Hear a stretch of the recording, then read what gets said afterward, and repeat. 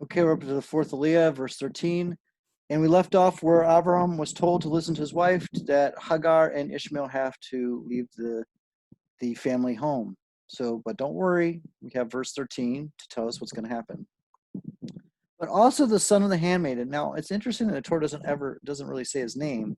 They say his name when he's born, but they don't really say his name too often after that. It's kind of interesting. But anyways, but also the son of the handmaiden, I will make into a nation, because he is your seed. And Avram rose early in the morning, and he took bread and a leather pouch of water, and he gave them to Hagar. He placed them on her shoulder. Ishmael's like 13 when the story takes place. Okay. Oh, place the pouch of water and the bread on her shoulder, and the child, and he sent her away, and she went and wandered in the desert of Beersheba.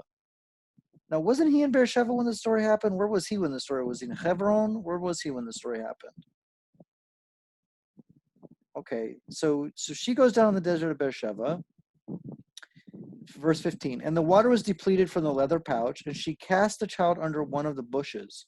So not a super deep desert like the Sahara. It's a desert that actually has plant life, which we know if you've ever been in the desert in Israel, there is bushes around. So she puts this child away from her, and she went and sat far from afar, about the distance of 2 bow shots, like an archer, because apparently Ishmael, according to the Midrashim, was shooting archery bows. He was trying to actually kill Yitzhak. He was like shooting bows at him. So she sat far away from him so she wouldn't get killed by this kid, by her own son.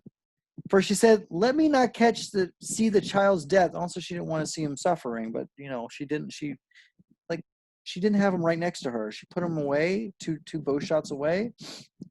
Let me not see the child's death. And she sat from afar again, and she raised her voice and wept. And God heard the lad's voice, and the angel of God called to Hagar from heaven and said to her, "What is troubling you, Hagar? Fear not, for God has heard the lad's voice in the place of where he is."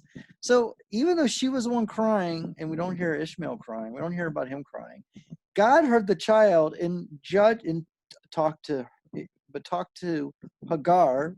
So Hagar got prophecy. God spoke directly to Hagar and said, "I heard the cries of the child, and I'm going to judge him right now." So really, this first reading of Rosh Hashana is Ishmael's being judged in Hagar. Hagar's also as well, but Ishmael's being judged right now, and he's being saved. And we, the Jewish people, are reading this on Rosh Hashanah. Wow. I mean, like, unbelievable. Okay, that ends the fifth. We're like hanging on a thread here. We're like hanging on to the fifth aliyah.